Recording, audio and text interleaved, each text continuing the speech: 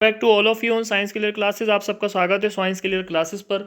Friends जो हैगा आप सबकी मांग पर जो है बहुत सारे बच्चों ने कमेंट किया था कि सर मास्टर वीडियो लेकर आइए, तो आज हम मास्टर वीडियो लेकर आए हैं। थोड़ी लेट ज़रूर हो गई है, लेकिन मेरा कहना यह है कि आप जाने से पहले इसको एक बार ज़रूर देख कर जाएँ, और जो जितने सिबलिंग्स वगैरह हैं आपके भाई बहन रिलेट करते हैं उन सबको भी एक बार ज़रूर शेयर कर दें। लगभग जो है 60% तक प्रश्न आपको ऐसे ही मिलेंगे एमयू में देखने को, तो आपका टेस्ट बेटर तरीके से क्रैक हो जाए। इस चैनल की एक ही बस मंशा है कि आप जो है अच्छे से एग्ज़ाम को क्रैक कर लें, क्वालिफाई कर लें, और साइंस में जहाँ जहाँ साइंस पूछी जाती है उसको बेटर तरीके से और अच्छे तरीके से आप जो है उसको समझ के और उसको क्रैक कर लें जहाँ जहाँ साइंस पूछी जाती है फ्रेंड्स। और सबसे ज़्यादा बड़ी बात यह है कि जो इतना भी टाइम रह गया है, कई बच्चों ने इंपॉर्टेंट टॉपिक्स के लिए भी पूछा है, तो हो सकता है उसके लिए एक आज वीडियो डाल दें, लेकिन अब इंपॉर्टेंट टॉपिक्स पढ़ने का समय नहीं है। जो आपने पढ़ लिया है उसको आप जो है कवर करिए और उसी को पढ़ के जो है पेपर दीजिए। और ये हमारे चैनल पे जितनी भी वीडियोस क्लास 9 के लिए पढ़ी हुई हैं वो सब इंपॉर्टेंट वीडियोस हैं, और अगर आप वो भी ना देखें, आपके पास टाइम ना हो, तो ये मास्टर वीडियो ज़रूर देख लें एक बार और इसको देख कर जाएँ पेपर में। इसमें आपको बहुत सारे प्रश्न हूबहू भी मिल सकते हैं। और आप सबसे रिक्वेस्ट है कि जो 11 का बैच भी हम जो है 11 की प्रिपरेशन भी 1 नवंबर से स्टार्ट कर रहे हैं क्लास 11 के लिए भी, तो जो सिबलिंग से रिलेट हैं आप उन्हें भी शेयर करिए हमारे चैनल को, ताकि जो है वो भी फ्री में एक अच्छी तैयारी कर पाएँ। इस पर कुछ भी पेड नहीं है, सब कुछ नॉन पेड है। बस जो है आप इसको शेयर ज़रूर कर लें और सब्सक्राइब ज़रूर करते रहें, ताकि जो है आने वाली हर वीडियो अपडेट्स भी आपको मिलती रहे। और इस पे चैनल पर जितना भी सब कुछ है वो फ्री कंटेंट है, बिल्कुल फ़ी सबीलिल्लाह है। तो आप इस पर जुड़े रहिए और जो है चैनल को ज़्यादा से ज़्यादा सब्सक्राइब और शेयर करिए। हाँ, और एक और आपसे रिक्वेस्ट है कि पेपर अगर आपका कल कंप्लीट हो जाता है, जैसे ही पेपर एंड होता है, तो आप जो है अपना पेपर की फ़ोटो लेकर या जो है पीडीएफ फॉर्मेट में वो पेपर आप जो है हमें सेंड करेंगे, ताकि हम इसके रिज़ल्ट जो है आपकी इसको आंसर की जो है बना दें। हो सकता है पूरा पेपर भी सॉल्व कर दें हम आपका, लेकिन जो है साइंस का तो ज़रूरी बताएंगे। तो जो है हमारी ईमेल पर भेज दें। ये ईमेल हम आपको आखिर में दिखाएंगे स्क्रीन पर, आपको इसमें मिलेगी। इस ईमेल पर आपको वो भेजना है पेपर, और फिर हम कट ऑफ पे और एनालिसिस पे उस पर बड़ा सी एक वीडियो बनाएंगे। और ये वीडियो भी थोड़ी बड़ी होने वाली है, तो घबराइएगा नहीं, लेकिन बहुत इंपॉर्टेंट होने वाली है वीडियो आपके लिए। ठीक है, तो स्टार्ट करते हैं ज़्यादा टाइम ना लेते हुए, क्योंकि आपका टाइम इस टाइम क्रूशल है बहुत ज़्यादा। देखिए फ्रेंड, इसमें कुछ क्वेश्चन रिपीट होंगे, क्योंकि जो है हम ये मास्टर वीडियो लेकर आए हैं, तो जाहिर सी बात है हमें सारे लेसन के क्वेश्चन रखने थे, क्योंकि हम पहले भी अलग अलग करके वीडियोस बना चुके हैं क्वेश्चंस की, तो उसमें भी कुछ क्वेश्चन इस चैप्टर से रिपीट होंगे। लेकिन हमारी मजबूरी थी, क्योंकि हमें पूरे चैप्टर्स के क्वेश्चन रखने हैं, इसलिए कुछ क्वेश्चन रिपीट होंगे। तो अगर आपके वो पढ़े हुए हैं तो उन्हें स्किप कर लें और आगे बढ़ जाएँ। The green colour of the plant cell is due to A leucoplast, B chromosome, C chloroplast, D none of these. तो हम ये क्वेश्चन कर चुके थे। जो ग्रीन कलर होता है प्लांट सेल का वो क्लोरोप्लास्ट की वजह से होता है। Option C is right. Question 14 अगर हम बात करें, the longest cell found in the animal is A bone cell, B nerve cell, C muscle cell और एग सेल। तो ये भी आसान प्रश्न है। नर्व सेल जो है लॉन्गेस्ट सेल होती है। अगर आपसे पूछा जाए लार्जेस्ट सेल, तो एग ऑफ एस्ट्रिच होगा। ठीक है, एग ऑफ ऑस्ट्रिच होगा, सॉरी। और अगर आपसे पूछा जाए स्मॉलेस्ट सेल, तो आप बताएंगे माइकोप्लाज्मा या PPLO. PPLO is the smallest cell या mycoplasma is the smallest cell होती है। ठीक है, क्वेश्चन नेक्स्ट लेंगे। Fertilization takes place in humans are A external fertilization, B internal fertilization, C binary fertilization, D none of these। तो एक external fertilization, B internal fertilization और C binary fertilization, और D जो है नन ऑफ दीज है। तो fertilisation takes place करता है ह्यूमन में internal fertilization, fertilization takes place in the frogs are external fertilization, internal fertilization, budding fertilization और none of these। तो इसमें से जो एक्सटर्नल फर्टिलाइजेशन टेक्स प्लेस करेगा फ्रॉग में, वो करेगा ए वाला। राइट आंसर होगा ए।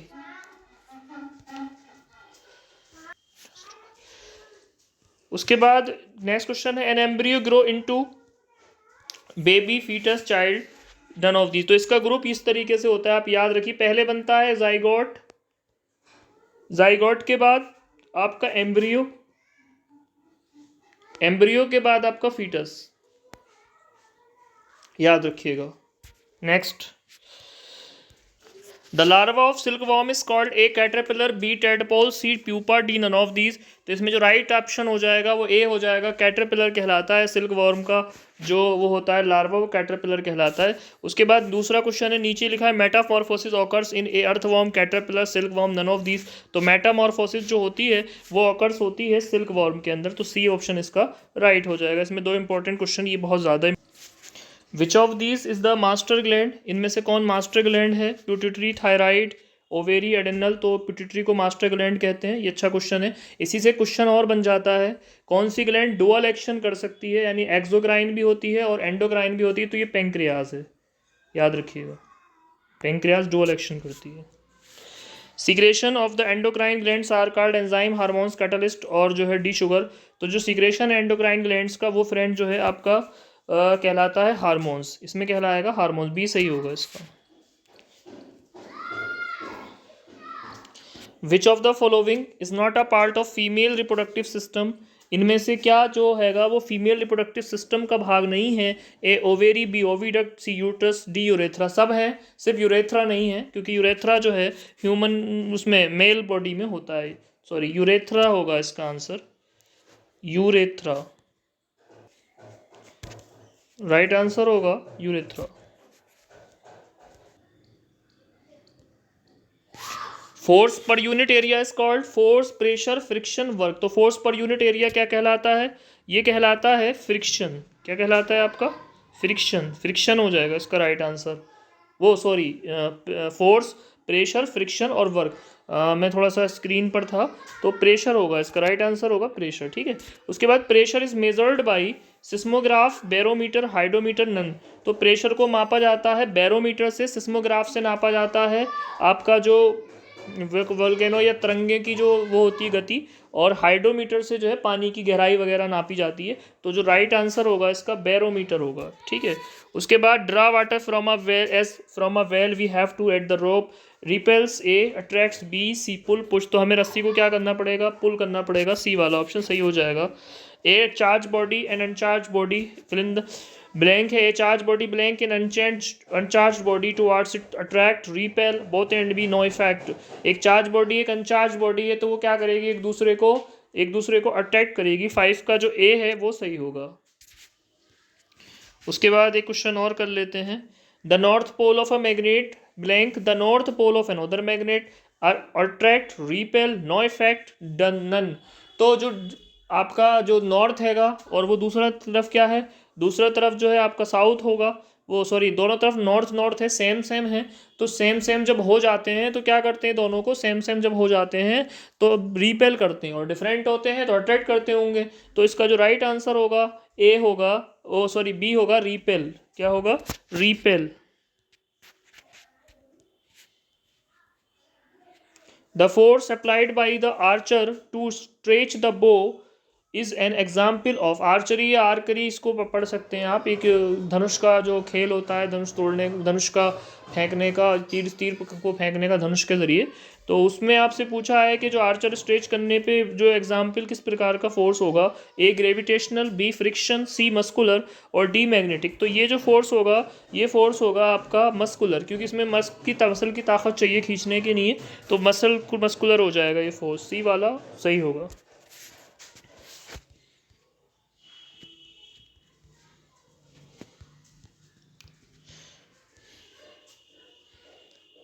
The arrow moves towards its target. The forces acting on it are due to blank and that due to blank of air. तो ए ऑप्शन है friction gravity, b gravity friction, c gravity force, d force pressure. तो जब arrow हम moves करते हैं इसके target की तरफ को, तो ये जो होता है हेयर में किसकी वजह से जाता है? ग्रेविटी की वजह से जाता है। और दूसरा पॉइंट हो जाएगा फ्रिक्शन, ग्रेविटी और फ्रिक्शन की मदद से। 11th का बी पॉइंट जो होगा वो सही होगा।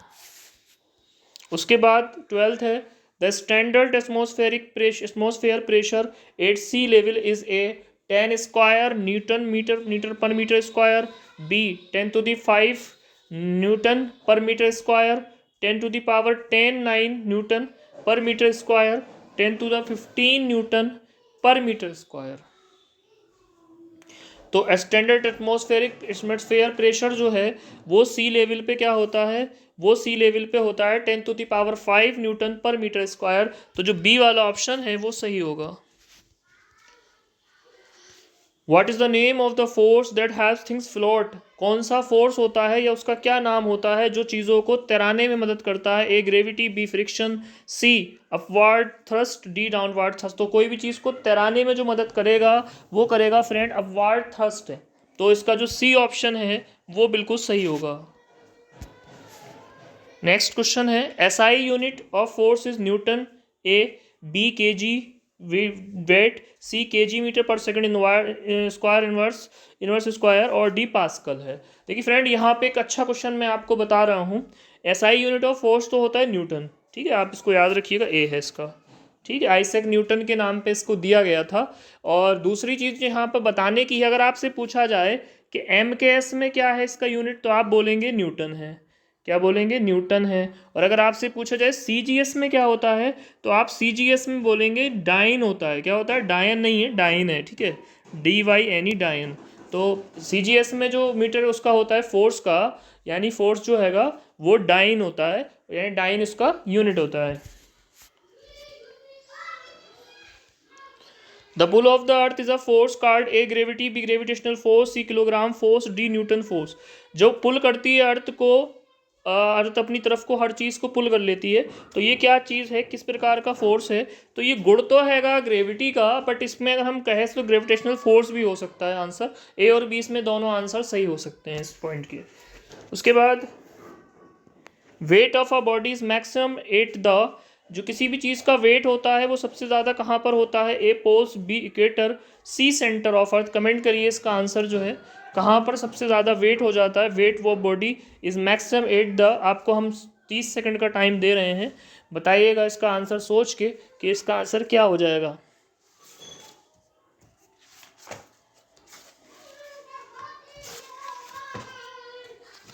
सोचिएगा फ्रेंड्स, क्योंकि ये आप कर लेंगे तो अच्छे से हो जाएगा क्वेश्चन। अच्छा क्वेश्चन है ये, बहुत ज़्यादा अच्छा क्वेश्चन पूछा है ये। चलिए कोई नहीं, हम बता रहे हैं इसका आंसर पोल्स होगा, ए वाला राइट होगा इसका आंसर।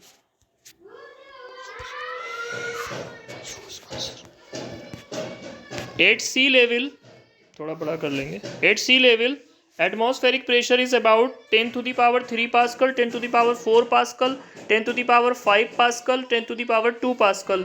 ठीक है, तो इसका जो राइट आंसर हो जाएगा वो हो जाएगा 10 to the power 5 pascal. C वाला ऑप्शन राइट होगा, सी वाला। नेक्स्ट क्वेश्चन पूछा है 1 pascal equals A 10 to the power newton metre inverse square, B 1 newton metre inverse square, C 1/10 newton metre inverse square, D 100 newton per metre square inverse square. तो ये जो pascal पूछा है आपसे 1 pascal equal to होता है 1 newton metre inverse square के। तो पहले का जो राइट आंसर हो जाएगा वो हो जाएगा बी, 22 का बी राइट आंसर है। बी वाला जो आंसर है वो बिल्कुल सही है, बी वाला आंसर जो है बिल्कुल सही होगा आपका। नेक्स्ट क्वेश्चन है इसमें, ये क्वेश्चन हम कर चुके हैं।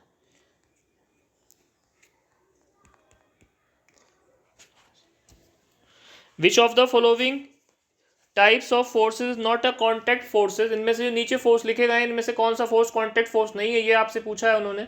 ए muscular force, B frictional force, C magnetic force, D none of these. तो इसका राइट आंसर होगा मैग्नेटिक फोर्स, क्योंकि मैग्नेटिक फोर्स में जो है हम किसी भी चीज़ को कॉन्टैक्ट में नहीं रखते हैं। ठीक है, नेक्स्ट है which physical quantity of a body always remain constant, a force, b weight, c speed, d mass. इनमें से कौन सी फिजिकल क्वांटिटी हमेशा रिमेन्स कॉन्स्टेंट रहती है?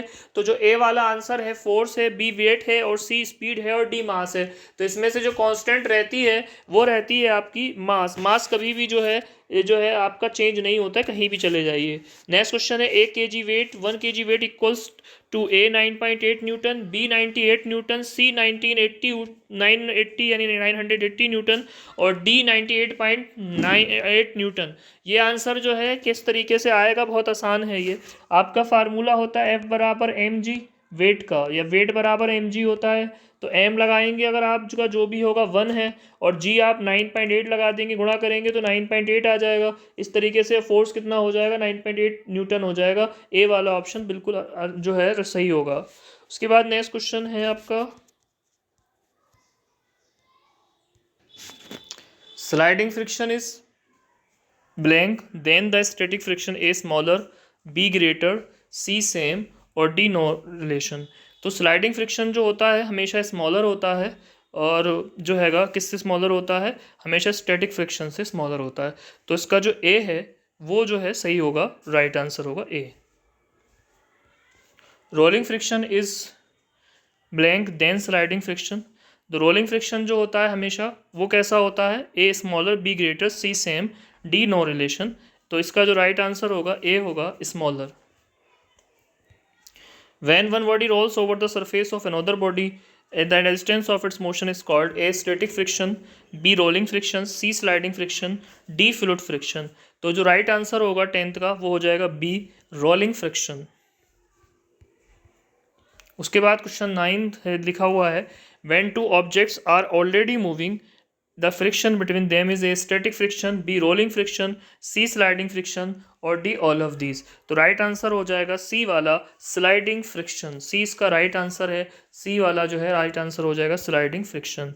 उसके बाद नेक्स्ट क्वेश्चन है, the substance which reduce friction are called A Mobil, C. Lubricant, C. Oil और डी जो है नन ऑफ दीज है। तो वो सब्सटेंसेस जो रिड्यूस करते हैं फ्रिक्शन को वो कहलाते हैं, बी वाला हो जाएगा इसका राइट आंसर, लुब्रिकेंट। बी ठीक होगा बिल्कुल।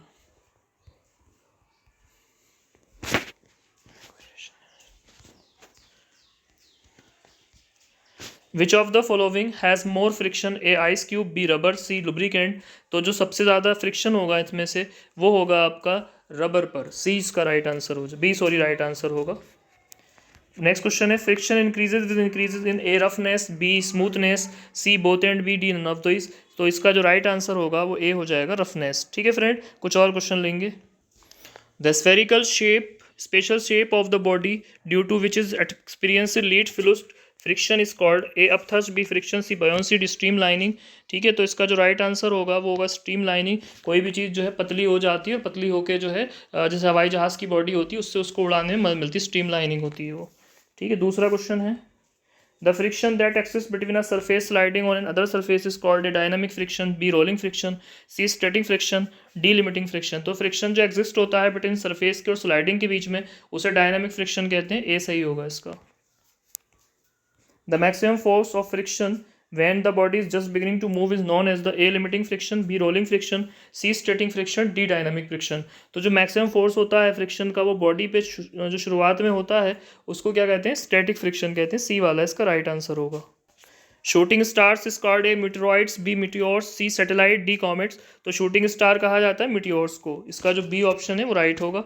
नेक्स्ट है, उसके ऊपर है, which of the following is not a planet, इनमें से क्या प्लेनेट नहीं है, मरकरी, प्लूटो, सैटर्न और ग्रेट बियर। तो ग्रेट बियर कंसलेशन है वो नहीं होगा, डी वाला आंसर हो जाएगा इसका।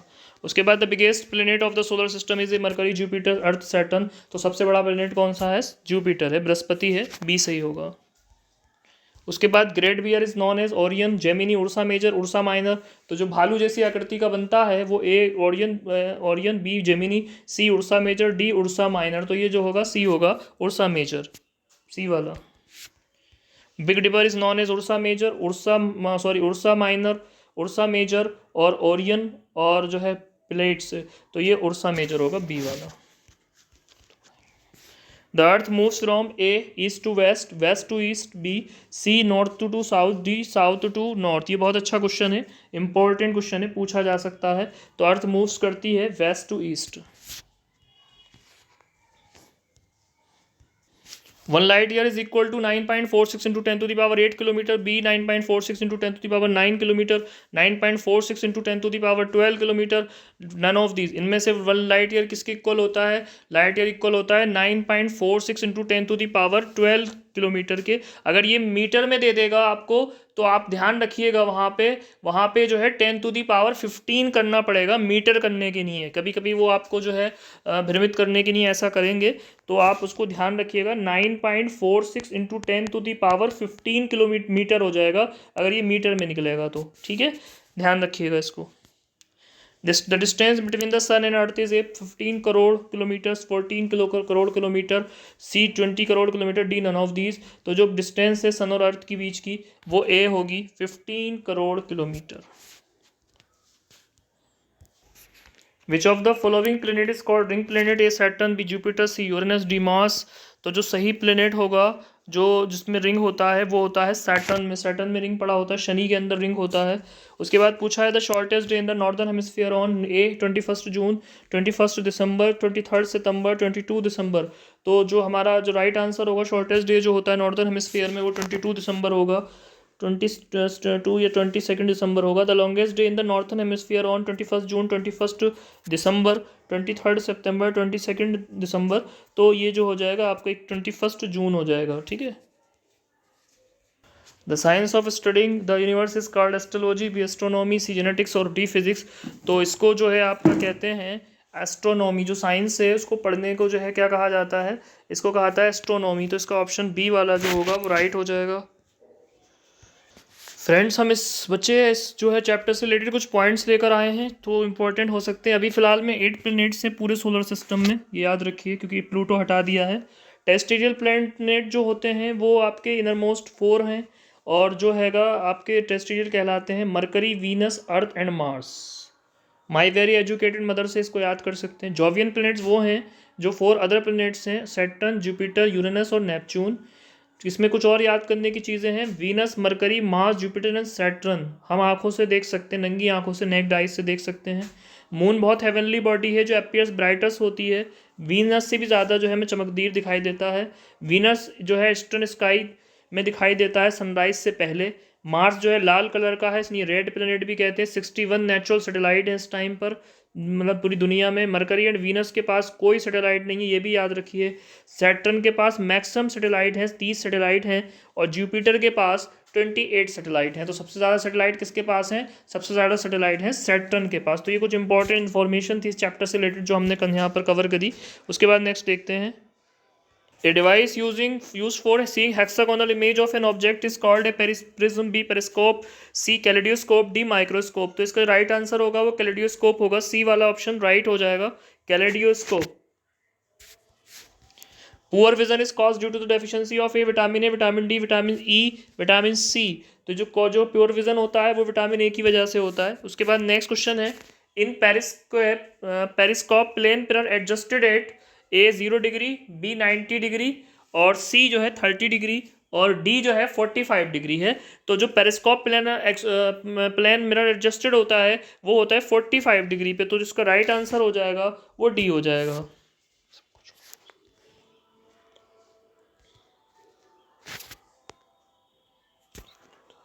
क्वेश्चन है, in old stage eyesight become foggy due to the high lens becoming cloudy is called A myopia, B hypermetropia, C cataract और D glaucoma.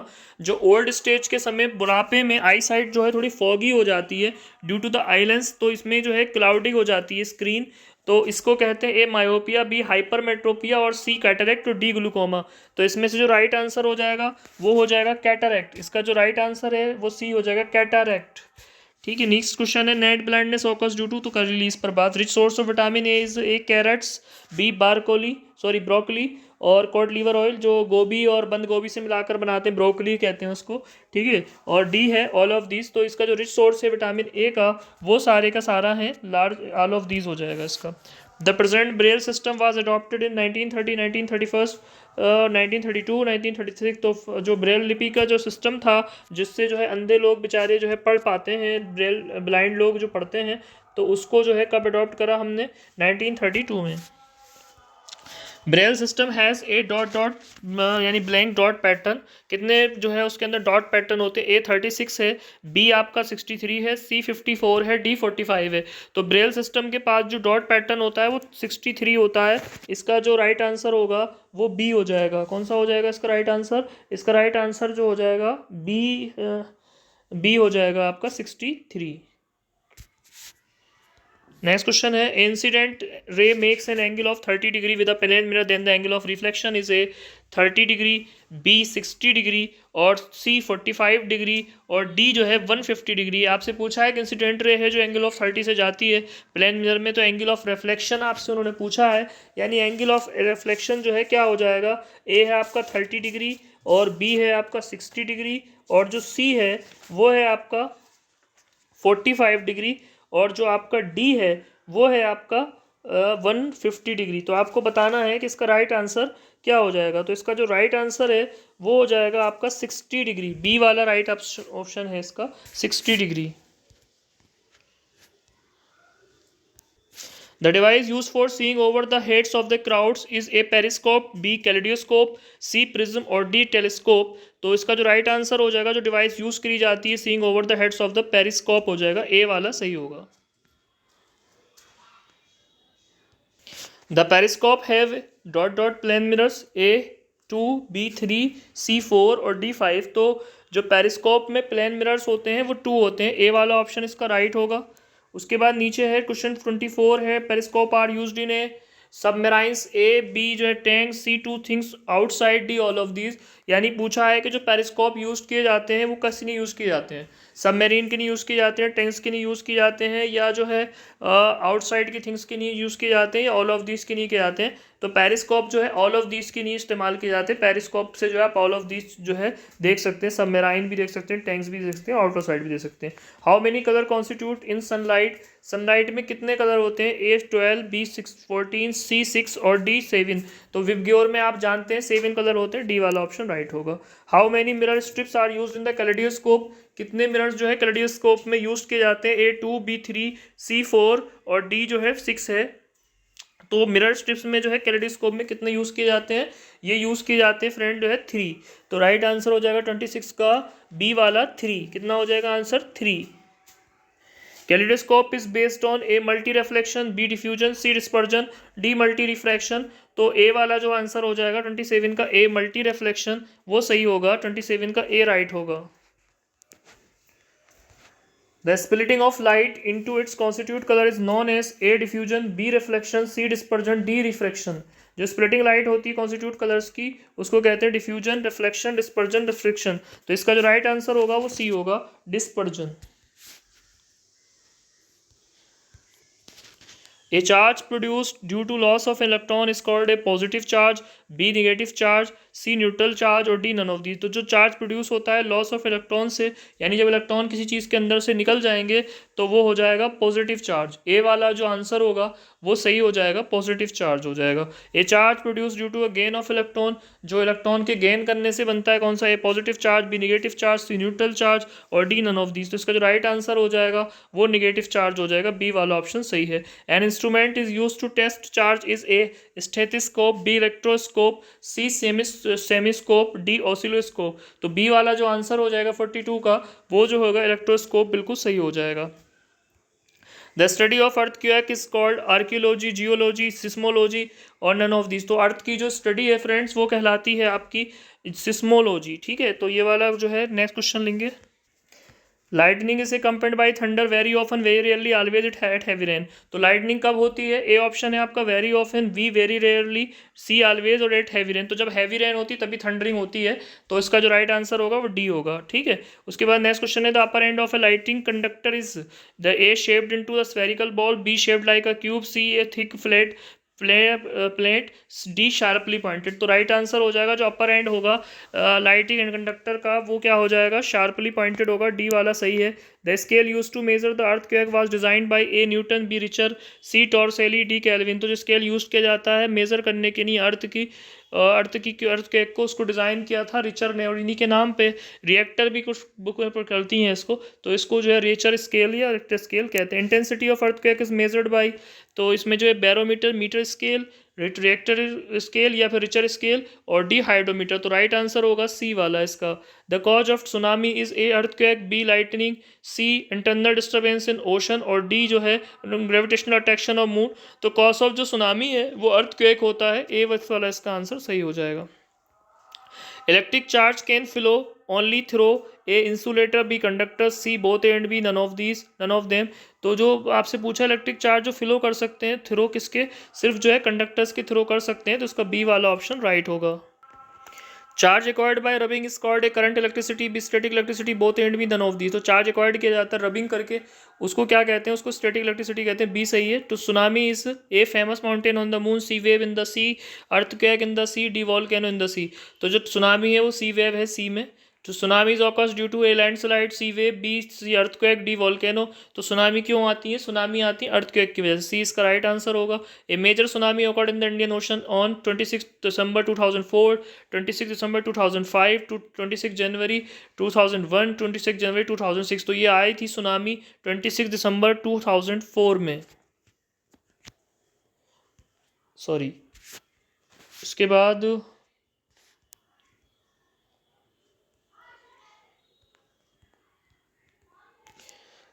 A sudden and trembling of earth is called tsunami, B land sliding, C earthquake, D flood.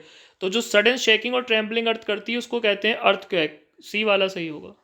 जो 11th है earthquake occurs A morning और B afternoon और C evening और D all of time.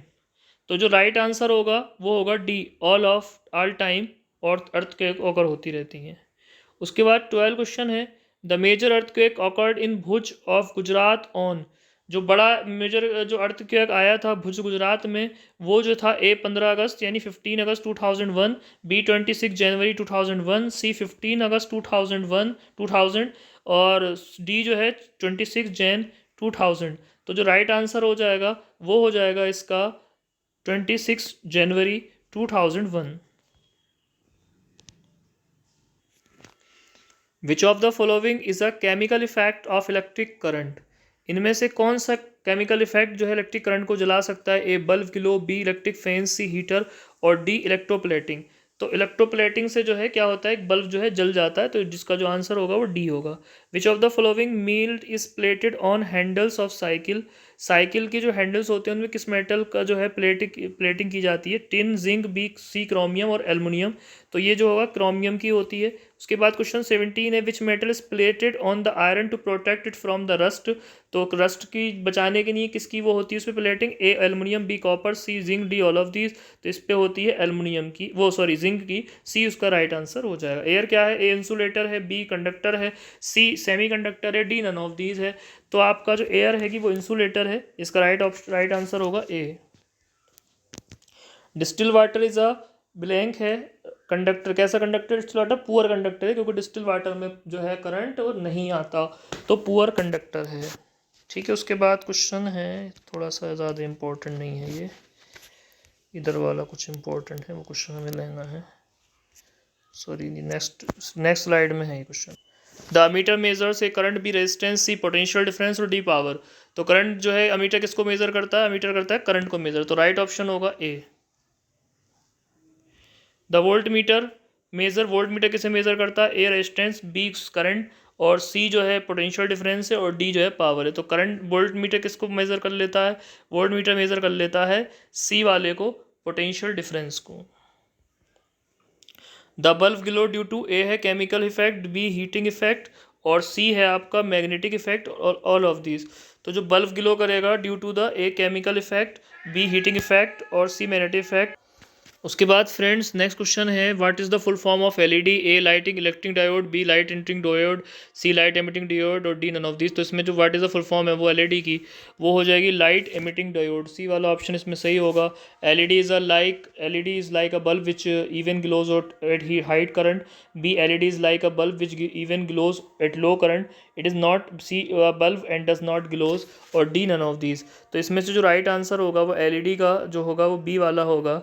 LED is a bulb like a bulb which even glows at low current। LED एक bulb होता है, bulb की तरह होता है जो ग्लो करता है जो है लो करंट पे। Solar cells are A insulator, B semiconductor, C conductor, D none of the. तो सोलर सेल जो है वो क्या है? सेमी कंडक्टर है, बी वाला। इसमें से जो नेक्स्ट क्वेश्चन है, which of the following musical instrument is different from others. इसमें से जो है जो म्यूजिकल इंस्ट्रूमेंट है वो दूसरों से अलग है, तो जो है ए वीणा, बी गिटार, सी फ्लूट, डी सितार। तो जो आपका राइट आंसर होगा सी फ्लूट होगा, बांसुरी। उसके बाद 37 है, which of the following is not a wind instrument? A flute, B shehnai, C bugle और डी ढोलक। तो ढोलक जो हैगा आपका, ये दिख नहीं रहा होगा, ये वाला है ढोलक, वो आपका विंड इंस्ट्रूमेंट है। Sound of loudness more than 80 dB is A bearable, B unbearable and shrill, C weak sound, D none of these. तो साउंड ऑफ जो बियरेबल होता है ना है 80 dB से, वो अनबियरेबल होता है, सुनने में नहीं आ सकता। और ये जो है डेसिबल होता है, पॉल्यूशन होता है नॉइस का। डीबी जो है डेसिबल को कहते हैं, यूनिट है। फ्रेंड्स ये वीडियो बहुत मेहनत से बनाई गई है और बहुत हमारी टीम ने मेहनत करी है। तो अगर आपको पसंद आए तो प्लीज़ कमेंट और ज़रूर जो करिए इसको, और शेयर भी ज़रूर करिए और लाइक भी करिए। The frequency range of ultrasonic sound is A less than 20 hertz, B 20 hertz to 20,000 hertz, C more than 20,000 hertz, D none of these. तो राइट आंसर हो जाएगा इसका मोर देन 20,000 हर्ट्ज। इसको कभी कभी वो आपको जो है KHZ में लिख देगा, तो फिर KHZ में ऐसे लिखा होगा 20 KHZ। ठीक है, याद रखिएगा कभी आप जो है 20,000 ढूंढते रहे कि वो इसको किलो हर्ट्स कर देगा तो 20 किलो हर्ट्स लिखेगा। फिर another name of voice box is a vocal cord, A B ear drum, C wind pipe, D larynx. तो राइट आंसर होगा larynx. In human the sound is produced by A voice box, B vocal cord, C wind type और all of these. तो right answer होगा human का जो sound है वो produce करता है, क्या प्रोड्यूस करता है ह्यूमन का साउंड? ह्यूमन का साउंड जो है प्रोड्यूस करता है आपका वॉइस बॉक्स। राइट आंसर होगा A. Frequency of hertz 1 hertz means, 1 hertz की फ्रीक्वेंसी का मतलब क्या होता है? An of 1 oscillation per second, 2 oscillation per second, 3 हो जाएगा 3 ऑसिलेशन पर सेकंड, या फिर 4 से तो ये हो जाएगा 1 oscillation per second. The maximum distance travelled by a vibrating body on either side of its mean position is called a time period, B amplitude, C frequency, D hertz। जो maximum distance travel करती है कोई भी vibrating body वो कहलाता है B amplitude. Right answer होगा B। The unit of sound is decibel, B hertz, C pascal, D none. तो इसमें जो साउंड का यूनिट होगा वो हर्ट्स होगा, क्योंकि जो है डेसिबल्स जो है साउंड का नहीं है, साउंड का पॉल्यूशन का है। ठीक है, तो हर्ट्स होगा इसका answer. What is the loudness of a normal breathing? तो ब्रीथिंग जब नॉर्मल होती है तो उसकी लाउडनेस क्या होती है? 10 dB, 20 dB, 30 dB, 40 dB। तो इसका राइट आंसर होगा 10 dB। A pendulum oscillate 40 times in 4 second, frequency is. तो इसका आंसर जो हो जाएगा राइट हो जाएगा आपका, ये पेंडुलम ऑसिलेट करता है 40 टाइम्स इन 4 सेकंड में, तो फ्रीक्वेंसी क्या हो जाएगी? तो आपको बताना है फ्रीक्वेंसी क्या होती है पर सेकंड होते ही जो हैगा। तो इसका राइट आंसर हो जाएगा 10 हर्ट्स। आंसर हो जाएगा बी। क्वेश्चन 16 है the loudness of a sound depends on it, A amplitude, B frequency, C time period, D none of this. तो लाउडनेस ऑफ द साउंड जो डिपेंड करती है वो करती है एम्पलीट्यूड पे। तो राइट आंसर हो जाएगा amplitude A.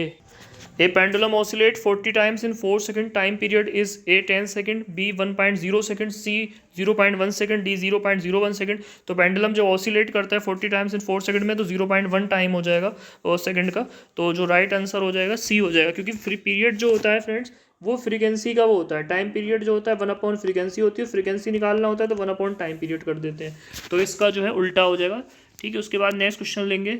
Shrillness pitch of sound is determined by the A amplitude, B vibration, C frequency, D time period. तो श्रिलनेस ऑफ द पिच जो है साउंड की वो डिटरमाइन करी जाती है, काय से करी जाती है डिटरमाइन? वो करी जाती है फ्रीक्वेंसी। सी वाला राइट ऑप्शन हो जाएगा इसका। The unit of frequency is A decibel, B second, C centimetre, D hertz. तो फ्रीक्वेंसी का यूनिट जो हैगा वो डी वाला है, hertz. The speed of sound in air is A 332 metre per second और 100 metre per second, B C 3 lakh kilometre per second, D none of this. तो speed of sound जो हवा में होती है वो 332 मीटर पर सेकंड होती है।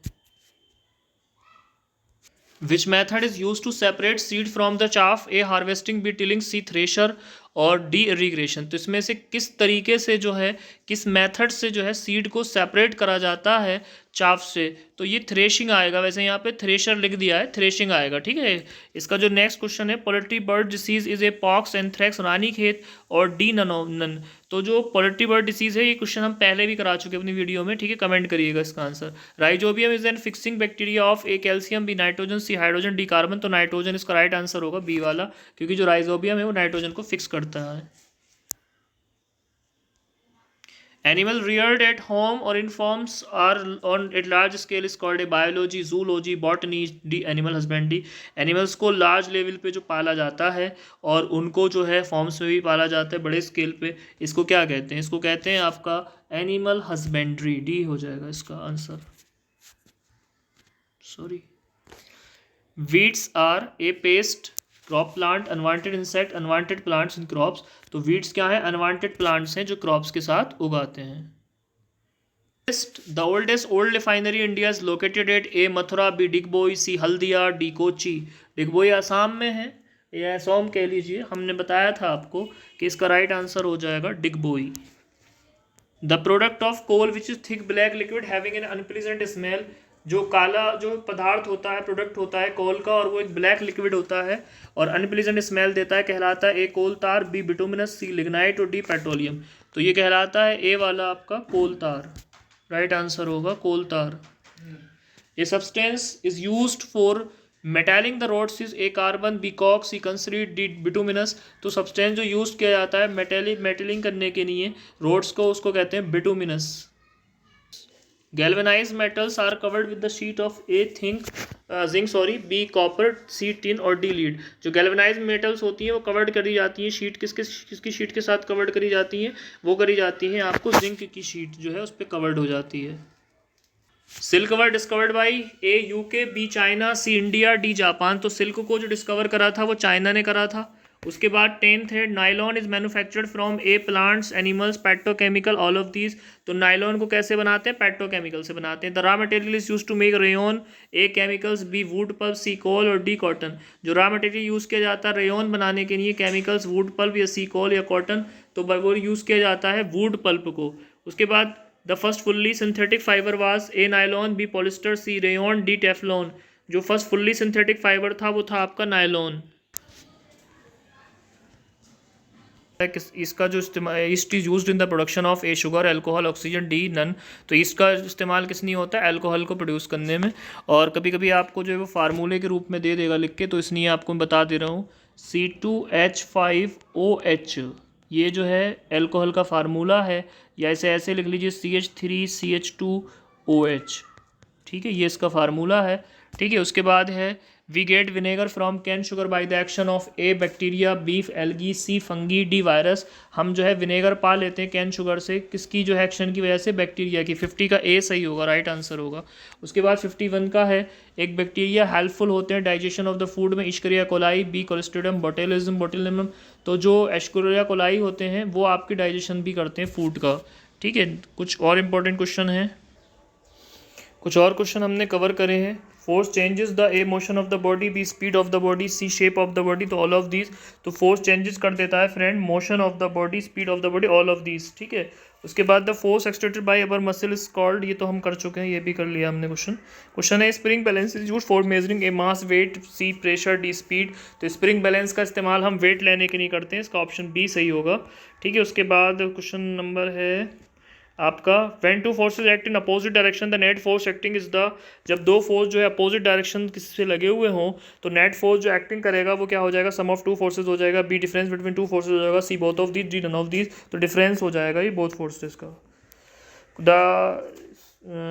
उसके बाद leaves fall down on the ground due to, पत्तियां गिर जाती हैं किस कारण से, electrostatic force, B magnetic force, C gravitational force और डी मस्कुलर फोर्स। तो पत्तियां क्यों गिर जाती हैं पेड़ों पर से, पत्तियां गिर जाती हैं पेड़ों पर से आपके ग्रेविटेशनल फोर्स की वजह से, सी सही होगा इसका। उसके बाद क्वेश्चन कुछ और है, during the dry weather while combing hair sometime we experience hair flying apart, the force responsible for this, force of gravity, force of friction, electrostatic force और डी है मैग्नेटिक फोर्स। तो जब हम जाड़ों के दिनों में वो सूखे मौसम में बाल काट रहे होते हैं तो बाल हमारे एक तरफ फ्लाइंग कर रहे होते हैं, ये ऐसा होता है इलेक्ट्रोस्टैटिक फोर्स की वजह से, सी वाला सही होगा इसका आंसर। क्वेश्चन आपका लेंगे हम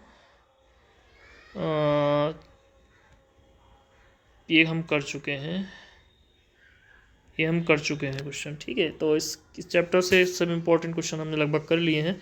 नेक्स्ट चैप्टर के क्वेश्चन देखेंगे। क्वेश्चन थर्ड है इसके according, friction always A opposes the motion, B haves the motion, C both and, B D none of these.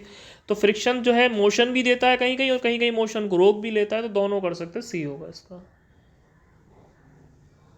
इसमें अपोजेस द मोशन लिखा हुआ है तो हेल्प्स द मोशन बी, इसका जो आंसर है वो सी होगा, बोथ एंड बी। ठीक है, थोड़ा गलत है ये। Friction can be reduced by using, friction oil लगाकर, ग्रीस, बी, सी पाउडर और डी ऑल ऑफ दीज। तो इन सब से जो है इसको कम किया जा सकता है, डी ऑल ऑफ दीज हो जाएगा इसका answer.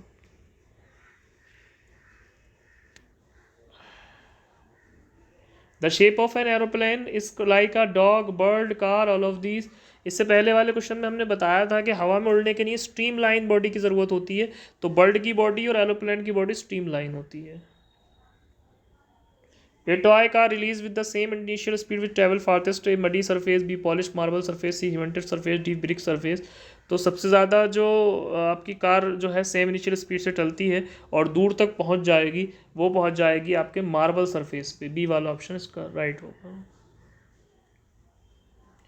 Fluids are A liquid, B gases, C both and, B D none of these. तो जो है क्या करा था फ्लूइड्स को, फ्लूइड जो है आपके क्या है, फ्लूइड्स आपके लिक्विड्स हैं, ठीक है, ये गैसेस हैं, तो आपका both B A and B हो जाएगा, ठीक है। उसके बाद कुछ और क्वेश्चन लेंगे।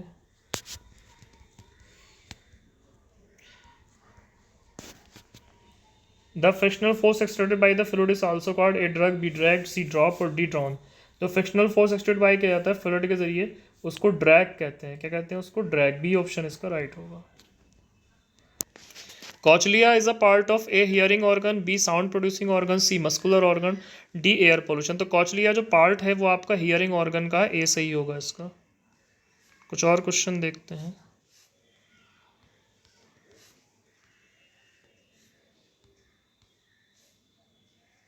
ये क्वेश्चन लगभग हम कर चुके हैं, रिपीट हो रहे हैं, ठीक है, तो इसमें हम कोई ख़ास क्वेश्चन करने का नहीं है यहाँ पे, ठीक है। नेक्स्ट चैप्टर से देख ले। ये अच्छा क्वेश्चन है, question 2। Which of the following does not conduct electricity? Sugar solution, A B vinegar solution, C lemon juice solution, D caustic solution. इनमें से किसके अंदर जो है इलेक्ट्रिसिटी कंडक्ट नहीं करेगी? तो शुगर के अंदर नहीं करती, ए वाले के अंदर।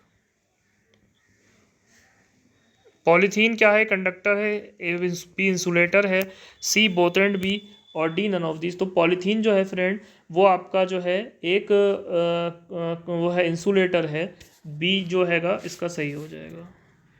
Copper is A good conductor, B an insulator, C both and B D none of these. तो कॉपर जो है एक गुड कंडक्टर है, ए वाला सही है।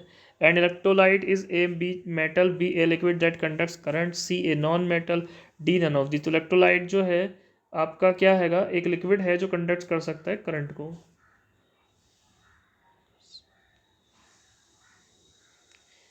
Iron objects can be protected by electroplating them with A chromium, B nickel, C zinc, D all of this. Iron objects को protected किया जाता है इलेक्ट्रोप्लेटिंग के जरिए, किसकी मदद से? ऑल ऑफ दीज जो है आपका इसका आंसर हो जाएगा, ठीक है।